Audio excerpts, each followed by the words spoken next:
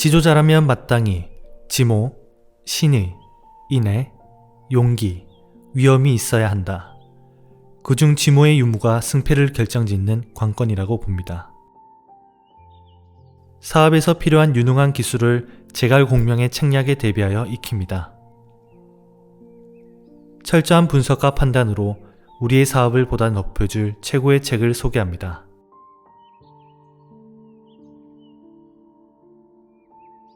제갈량의 지혜를 읽어야 할 때, 저자 쌍진롱, 편역 박주은, 출판 주식회사 다연. 들어가기 전, 중국 역사에서 지혜의 성인으로 추앙받아온 사람이라면 단연 제갈량을 꼽을 수 있다. 삼국지 연의에서 지모의 화신으로 등장하는 제갈량은 마르지 않는 계책으로 복잡한 국면을 정확히 꿰뚫어 보고 난국을 돌파한다. 문제를 멀리 내다보는 안목을 갖춘 데다 인정과 세태를 정확히 통찰해낸 그는 인걸 중의 인걸이었다.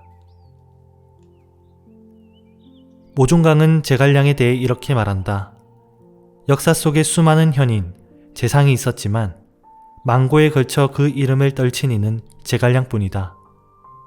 그는 살림에 응가하여 검은고를 놓지 않았고 세상에 나와서도 윤건을 두른 채 우선을 흔들며 선인의 풍모를 잃지 않았다. 초류에 머물 때는 천하를 분하는 계책으로 천시에 호응했고 세상에 나와서는 군주의 명을 받들어 북불로 인사를 다했다. 칠종칠금과 모구유마는 귀신의 솜씨를 방불케 했고 일평생 헌신을 신하로서의 도리를 다한 것이었다. 그는 고대 현인, 재상 중에서도 가장 기이했다. 이 책은 제갈량의 이야기를 읽고 현대에 어떠한 방향으로 적용할 수 있는지를 같이 살펴봅니다. 잘 집중해 주십시오. 방만파 전투. 주도 면밀한 계획이야말로 승리의 관건이다. 손자병법 개편은 말한다. 전쟁하기 전에 승산을 점쳐서 조건이 유리하면 승리할 것이다. 제갈량은 바로 이 승산을 헤아리는 데 고수였다. 그는 첫 출병부터 책략가로서의 재능을 유감없이 발휘했고 그 덕분에 유비의 군대는 수준 높은 전투력을 발휘할 수 있었다. 이 이야기는 삼국지 연의의 39회 방만파 전투에서의 화공에서 확인할 수 있다. 제갈량은 장수들에게 1년의 군령을 내렸다. 방망성 왼쪽에는 예산이라는 산이, 오른쪽에는 안림이라는 숲이 있습니다. 이 두 곳은 매복하기 좋으니 운장 장군께서는 병사 1000명을 이끌고 예산에 매복했다가 적이와도 공격하지 말고 그대로 보내주십시오.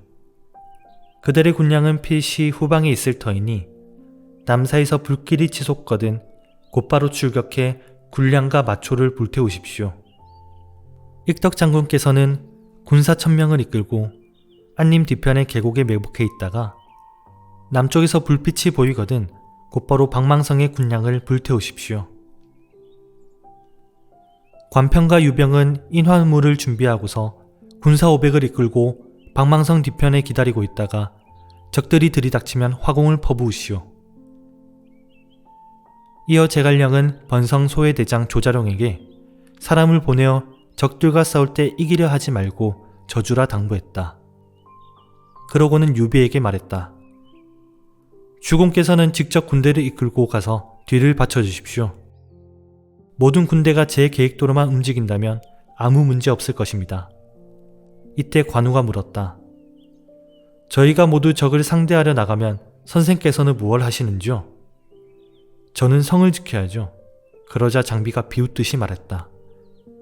우린 모두 적들을 상대하느라 바쁜데 선생은 집에서 푹 쉬시겠다니 팔자도 좋수다. 유비가 끼어들었다. 너희는 장막 안에서의 계책이 천리 밖을 승리를 결정한다는 말도 모르느냐? 막내는 선생의 군령을 거스르지 말라. 장비는 입을 삐죽거리며 밖으로 나갔다. 관우가 따라붙으며 장비에게 말했다. 선생의 계책이 신통한지 그렇지 않은지는 전투 후에 봐도 늦지 않을 것이다. 그런데 사실 유비조차도 제갈량의 계책을 진정으로 이해하지 못할 뿐더러 신뢰하지 못하고 있었다. 그런 유비에게 제갈량이 말했다. 주공께서는 오늘 군사를 이끌고 방망파 아래에 가서 주둔해 계십시오. 내일 저녁쯤에는 적군이 그리로 당도할 터이니 주공께서는 군영을 버리고서 달아나십시오. 그러다가 멀리 불길이 일면 그때 군사를 돌려 적들을 몰살하십시오. 저는 미축, 미방과 함께 군사 500으로 현을 지키겠습니다. 말을 마친 제갈량은 송건 간홍에게 전투 뒤 병사들을 위로할 술자리를 준비하라고 명했다. 제갈량은 모두 준비를 마쳤지만 유비는 여전히 제갈량의 의도를 짐작할 수 없었다. 한편 군대를 이끌고 방망성으로 온 하우돈과 우금은 정예병 절반을 뽑아 선봉에 세우고 나머지 절반은 군량과 마초를 지키도록 했다. 그러나 행군 도중 병사들이 말과 함께 죽어나가는 일이 발생했다. 유비군의 조자룡 병사들과 맞닥뜨린 것이다. 하우돈은 우군과 이전에게 전방을 부탁하고는 크게 웃으며 말했다. 서사가 승상명전에서 제갈량을 크게 칭찬했다던데 오늘 보니 개와 양을 끌고 와서 호랑이와 겨루려 하는구나. 내 기필코 유비와 제갈량을 사로잡고 말 것이다. 그러고는 말머리를 틀어 조자룡과 직접 겨루었다. 그러나 조자룡은 몇 합 싸우다 말고 도망치는 채했다. 하우돈을 유인하려는 계책이었다.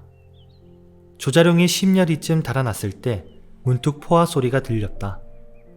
하우돈은 눈앞에 있는 적이 몇 안 되는 것을 보고 오늘 안에 이들을 다 죽이리라 마음먹고 행군을 재촉했다. 하지만 유비와 조자룡은 계속 달아날 뿐 좀처럼 잡히지 않았다. 어느 순간 하늘이 어두워지면서 구름이 몰려들었다. 달빛도 없는 까만 하늘 아래 바람이 거세게 불어오기 시작했지만 하우돈은 계속 적을 쫓아갔다. 마침내 두 산 사이로 난 좁은 골짜기에 이르렀을 때 이전과 우금은 적의 화공을 염려하여 모든 군대에 정지 명령을 내렸다. 아니나 다를까 뒤에서 우레 같은 함성이 쏟아지더니 불길이 번쩍 치솟았다. 동시에 거대한 바람이 불면서 불길이 삽시간에 길 양쪽의 갈대밭으로 번졌다. 사방이 온통 불길에 휩싸이자 조조군은 크게 동요했다. 병사들은 서로에게 발을 밟아가며 살겠다 발버둥 쳤고 골짜기는 일순간 아수라장이 되어버렸다. 그 순간 조자룡이 말머리를 돌려 조조군을 향해 달려들었다. 하우돈은 불길을 뚫고 나오기 위해 말을 급히 부렸다. 이전은 형세가 불리해진 것을 보고 허겁지겁 방망성으로 내달렸으나 불길 속에서 병사 한 무리와 마주치고 말았다. 대장군 관우의 군대였다. 이전은 말을 탄 채로 혼전을 거듭하다가 필사적으로 도망쳤고 우금 또한 작은 길로 빠져나갔다. 한편 군량과 마초를 지키려고 달려갔던 하우란과 한호는 장비와 마주쳤다. 하우란은 장비의 칼에 맞아 말에서 떨어졌고 한호는 걸음아 나살려라 줄랭랑을 놓았다. 양쪽 군대는 날이 새도록 싸움을 벌였고 이튿날 골짜기에는 시체가 질비했다. 지략 해설. 승리 비결에 관하여 손자병법 모공편은 말한다. 군주가 우세한 장수를 견제하지만 않으면 승리한다.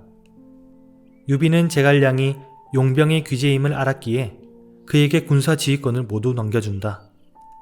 방망산 전투는 제갈량이 지휘하는 첫 전투였음에도 유비는 일체 간섭하지 않고 그의 지휘를 지켜본다. 이것이 바로 방만산 전투에서 유비군이 승리할 수 있었던 이유이다. 화공이 가장 효과가 우수하다는 손자병법 화공편의 전술에 따라 제갈량은 전투지의 지형을 잘 이용해 방망 언덕에 대대적인 화공을 펴기로 한다. 그는 먼저 적들을 방만산으로 유인한 후 골짜기에 몰아넣고 불을 지피는 방법을 썼다.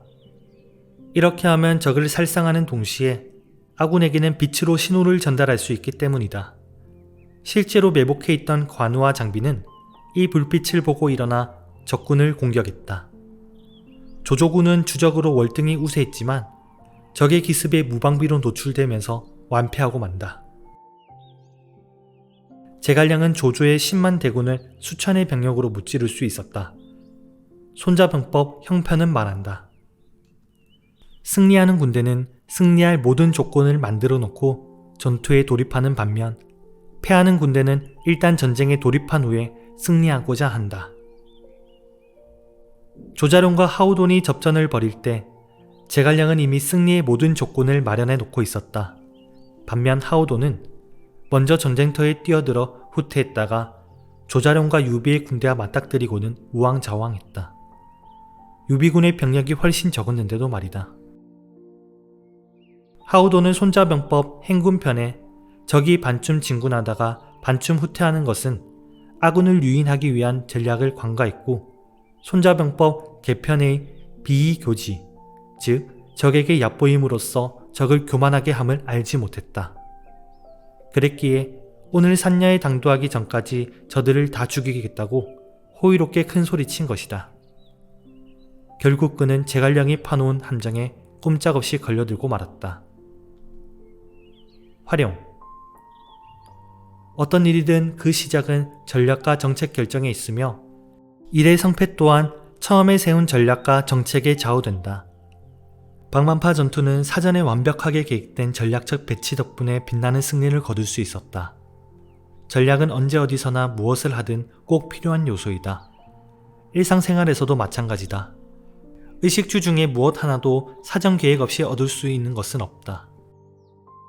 물론 전략은 우리가 맞닥뜨리는 문제의 종류와 각자 처한 상황에 따라 달라지기 마련이다.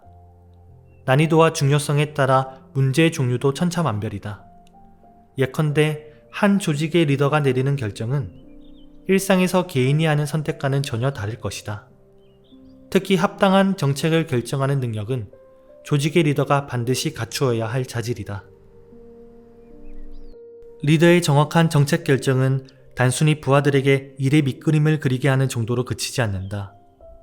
이것은 조직 구성원들에게 일의 정확한 목표와 방향을 제시하고 현 상황을 일목요연하게 이해시키며 이를 추진하는 과정에서 힘과 동기를 부여한다.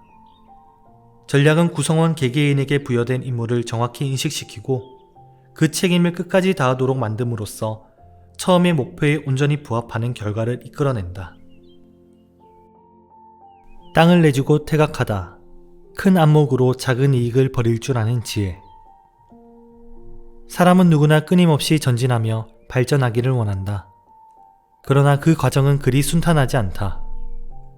피할 수 없는 난관과 장벽 앞에서 우리는 대개 물러나거나 애둘러 가는 방법을 취한다. 2보 전진을 위해 1보 후퇴하다 보면 적절한 때를 기다리며 인내할 줄도 알아야 하고 큰 이익을 위해 작은 이익을 희생해야 할 때도 있다. 방법이 무엇이든 중요한 것은 후퇴가 전진을 위한 수단이라는 점이다. 삼국의 경쟁이 치열하던 당시 총나라는 불리한 조건에서는 동호를 이용하고 유리한 조건에서는 동호와 근거지 다툼을 벌였다. 제갈량은 이 두 전략을 일관되게 구사했는데 어떤 경우에도 동호를 철저히 짓밟지는 않았다. 이는 조조가 서천 지역을 탈취하려 할 때 동호라는 패를 내밀 여지를 남겨두기 위해서였다. 이것은 바로 위나라를 포위해 조나라를 구한다는 논리다. 그러나 제갈량은 그때마다 삼군, 즉 강하, 장사, 개항을 동호에게 돌려주는 대가를 치러야 했다. 지략 해설. 조조가 한중을 평정하고 서천까지 손을 넣으려 하자 제갈량은 송건에게 삼군 땅을 떼어주고 조조와 맞서도록 만들어 위기를 돌파하려 한다. 송건은 그렇게 하면 자신에게도 큰 이익이 돌아오리라 생각해 제갈량의 제안을 수용한다. 제갈량의 이 계책은 넓은 안목으로 일을 처리하는 지혜를 보여준다. 사람은 누구나 때에 따라 더 큰 이익을 위해 작은 이익을 과감히 포기할 필요가 있다.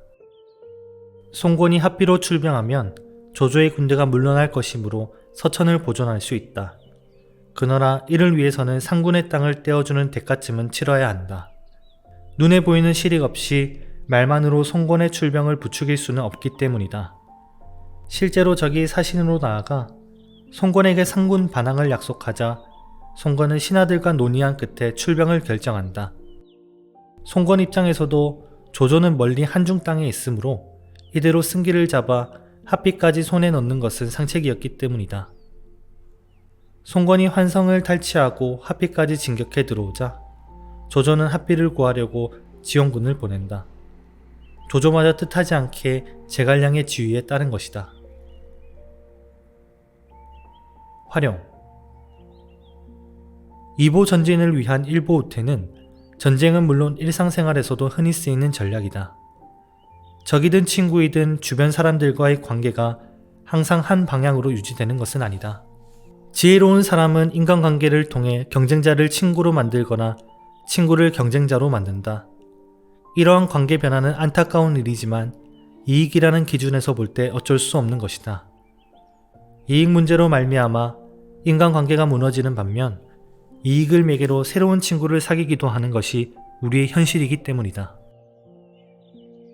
복잡다단하고 변화무쌍한 비즈니스 현장에서 이익과 손해는 맞물려 있는 문제이다. 언제나 전진만 하고 살 수는 없다. 그러므로 잠시의 양보는 진정한 승리를 위한 것이라는 자세와 양보하면 도리어 커다란 이익으로 돌아올 것이라는 생각을 가질 필요가 있다. 현명한 사람은 눈앞의 이익보다는 자신의 보존을 우선시할 줄 안다. 이익은 그 다음에 도모해도 늦지 않다. 양보는 상대방과의 원활한 협상과 협력을 위해서도 꼭 필요한 덕목이다. 사실 우리 주위에는 한 발씩만 양보하면 충분히 합의할 수 있는 일이 많다. 큰 목표를 이루기 위해서는 나아감과 물러남을 모두 염두에 두는 현명한 판단을 내릴 수 있어야 한다. 한 걸음 물러나면 더 넓은 하늘이 펼쳐진다는 말이 있다. 이 말에는 선택의 여지가 없을 때 한 발짝 물러남으로써 생존을 도모하는 지혜가 담겨 있다. 때로는 돌아가며 다음 기회를 기다릴 줄 알아야 한다. 물론 물러남은 어디까지나 수단일 뿐이다. 수단은 목적을 위한 것이다. 그러므로 목적이 무엇인가에 따라 수단도 달라져야 한다. 우리는 살아가면서 많은 패배를 경험한다. 일하면서 맞닥뜨리는 문제들은 때로 우리의 마음을 위축시키고 일의 진척을 어렵게 한다. 이럴 때 전진을 위한 후퇴는 중요한 문제 해결책이 된다. 물론 여기에는 정확한 문제인식을 바탕으로 한 형세 판단이 있어야 할 것이다. 많은 경우 우리는 주체할 수 없는 영웅심 혹은 막연한 기대감 또는 요행심리에 이끌려 현실을 판단하고 난다. 이럴 때일수록 마음을 차분히 가라앉히고 때를 기다리거나 한 발짝 물러나는 여유, 즉 전진을 위한 후퇴를 생각해야 한다. 왕랑을 꾸짖어 죽이다. 말 한마디의 힘이 100만 군사보다 강하다. 제갈량은 창같은 입술과 칼같은 혀로 준엄한 말을 내뱉어 왕랑에게 한바탕 치욕을 안겨주었는데 이 일로 말미암아 왕랑은 황천길을 떠난다. 이 이야기는 삼국지 연의의 93회 강유는 제갈량에게 투항하고 제갈량은 왕랑을 꾸짖어 죽이다에 실려있다. 다음 말에는 왕량의 말에 제갈량이 대답하는 부분이다. 제갈량이 수리 위에서 크게 웃으며 말했다. 그대는 한조의 원로 대신이니 폐시 고견이 있으리라 여겼건만 어찌 그리 비루한 말씀을 하시오. 내 한마디만 할 터이니 모두들 조용히 들으시오. 지난날 환제 영제 때 한실의 법통이 자리를 잃어 환관들이 난을 일으키는 바람에 나라가 어지러웠고 흉년이 계속되어 사방이 시끄러워졌고 또 황건적의 난과 동탁, 이각, 곽사의 난이 연이어 일어나 황제를 핍박하고 백성들에게 난폭하게 굴었고 그 이유는 묘당의 썩은 나무 같은 관리들만 가득하고 조정에는 금수의 무리가 녹을 받아먹고 이리 같은 마음으로 개같이 행동하는 무리가 국사를 어지럽히고 굽실거리며 아첨하기 바쁜 무리가 정권을 농단하는 탓이오. 내 그대의 소행을 전부터 알고 있었고 조상대대로 동해 물가에 살면서 효렴으로 벼슬길에 올랐다면 마땅히 임금을 섬기고 나란 일을 도와 유씨 한시를 일으켜야 하거늘 어찌 역적을 도와 왕이 찬탈을 동조하는 게요. 그 죄악은 하늘과 땅도 용납하지 않을 만큼 깊고 무서워 천하 사람들은 모두 그대의 고기를 씹어먹기를 원하고 있소. 하늘의 뜻으로 현실의 기운이 끊어지지 않아 유비께서는 서천에서 그 대통을 이으셨소이다. 내오늘 사군의 뜻을 받들어 군사를 일으켜 역적을 토벌하려 하오. 그대는 아첨이나 일삼는 신하로서 몸을 숨기고 머리를 숙여 구차하게 목숨이나 이어가면 그뿐인데 어찌 감히 황제의 군사 앞에 나타나 망령이 되어 천수를 논하는 것이요. 머리칼 맞아 하얗게 세어버린 필부요. 수염 푸른 늙은 도적이여. 그대는 오늘 내일이면 구천으로 갈 몸인데 무슨 낯으로 지난날 24 황제의 얼굴을 배려하시오. 늙은 도적은 속히 물러날지어다. 그대 대신 반역의 신하들이 나와서 나와 승부를 겨루어보자 하시오. 왕랑은 제갈량의 말을 듣자 기가 탁 막혀 큰 소리를 지르고 말에서 떨어져 죽었다. 지략 해설. 꾸짖는다 라고 하면 흔히 나쁜 말을 하다, 비속한 말을 내뱉는다 등의 좁은 의미로 받아들이는 경우가 많다. 그러나 사실 꾸짖는다는 말이 포괄하는 의미는 매우 광범위하다. 사람이라면 결코 물들어서는 안 되는 악습이 있다. 누군가가 일순간의 망설임도 없이 결정적인 순간에 높은 수준의 질책을 쏟아내는 일은 청사의 길이 빛날 모범이며, 그가 웃고 떠들고 분노하고 질책하는 말은 모두가 빛나는 문장이 된다. 역사 속의 유명한 글들을 조금만 훑어보아도 이 점을 충분히 이해할 수 있다. 그 옛날 명문 중에는 빛나는 정신으로 당당히 꾸짖는 영웅이 곳곳에 숨어 있다. 제갈량도 이러한 매문에 능통하여 장장 278자라는 다라는 글을 썼다. 이 매문을 들은 왕랑은 기가 탁 막혀 큰 소리를 지르며 말에서 떨어져 죽었다. 삼국지 연의의 저자 남관중은 중국의 매문화에 대한 독자들의 이해가 부족하지는 않을까 우려하여 후대 사람의 시를 통해 새치여가 늙은 간신을 꾸짖어 죽게 한 일을 찬미하고 있다. 수준 높은 질책 기법은 적국의 대사도를 적진 앞에서 쓰러져 죽게 만들었다. 활용 1. 모자람을 꾸짖는 기교. 상대방의 모자람을 꾸짖는 것은 일종의 인신공격으로 상대방의 단점을 꾸짖는 방법과 도덕적 결함을 꾸짖는 방법으로 나뉜다. 대장부라면 대개가 그 사람의 단점보다는 도덕적 결함을 꾸짖기 마련이다. 제갈량 또한 왕랑의 도덕적 결함을 꾸짖는다. 그는 비속한 말 한마디 없이 내 너의 행실을 익히 알고 있는데 라며 과거 행적을 들추어 꾸짖는다.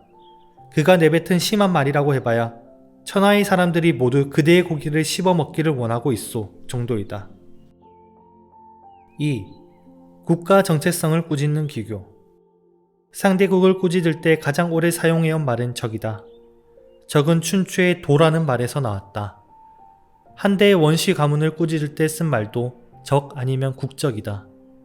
제갈량도 왕랑을 수염 푸른 늙은 도적이라는 표현으로 나무란다.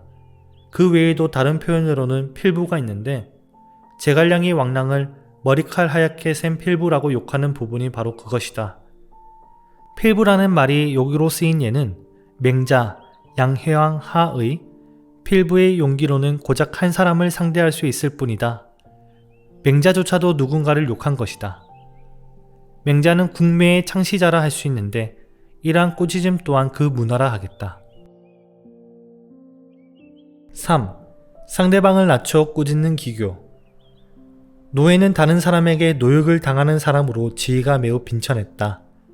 그 때문에 민간에서는 누군가를 욕할 때 상대방의 연배나 지위를 원하는 수준까지 낮추는 방법을 많이 사용했다.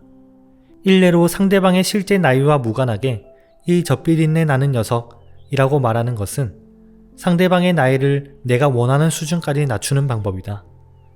제갈량은 왕랑의 연배나 지위를 낮추지는 않았지만 수염이 푸르다라느니 머리칼이 하얗게 샜다라느니 하는 말로 왕랑의 나이를 강조하여 지적 수준이 나이에 걸맞지 않다라는 분위기를 풍겨 그의 체면을 공격했다.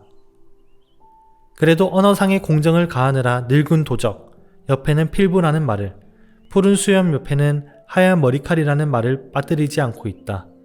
상대방을 나무라는 와중에도 문체와 미감을 고려했으니 이 정도면 참으로 문화한 욕설이 아닐 수 없다. 4. 저주를 동원하여 꾸짖는 기교. 제갈량은 왕랑을 꾸짖는 말 끝에 오늘 내일이면 구천으로 갈 몸이라고 했다. 이것은 상대방을 죽음에 이르게 할 정도로 독한 말이다.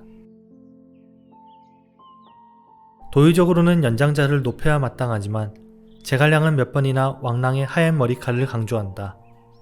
당시 제갈량의 나이는 40이었는데 왕랑은 그보다 훨씬 나이가 많았다.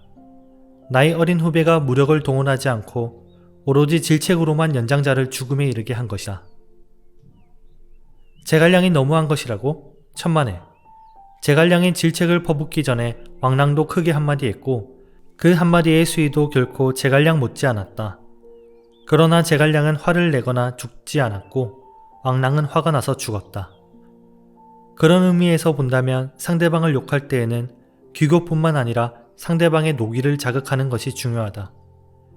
흑자는 제갈량이 더 젊어서 나이 공격에 유리했다고 말할지도 모르나 제갈량의 말을 듣고 화가 나서 죽은 주유도 제갈량보다 젊기는 마찬가지였다. 상대방을 꾸짖 때 비속한 말을 하지 않으면서 앞서 언급한 기교들을 사용하면 효과 100배이다. 우아하고 고상한 말로도 얼마든지 상대방을 굴복시킬 수 있기 때문이다. 그러므로 꾸짖음의 모범이 되는 제갈량이 왕랑을 꾸짖는 이야기는 역사상 최고의 욕이라고 할 수 있다. 지금까지 제갈량의 지혜를 읽어야 할 때의 3가지 스토리를 읽어보았습니다. 고서에 등장하는 섬세한 스토리를 우리 현실에 반영하여 보다 성공된 사업이 되길 바라겠습니다. 감사합니다.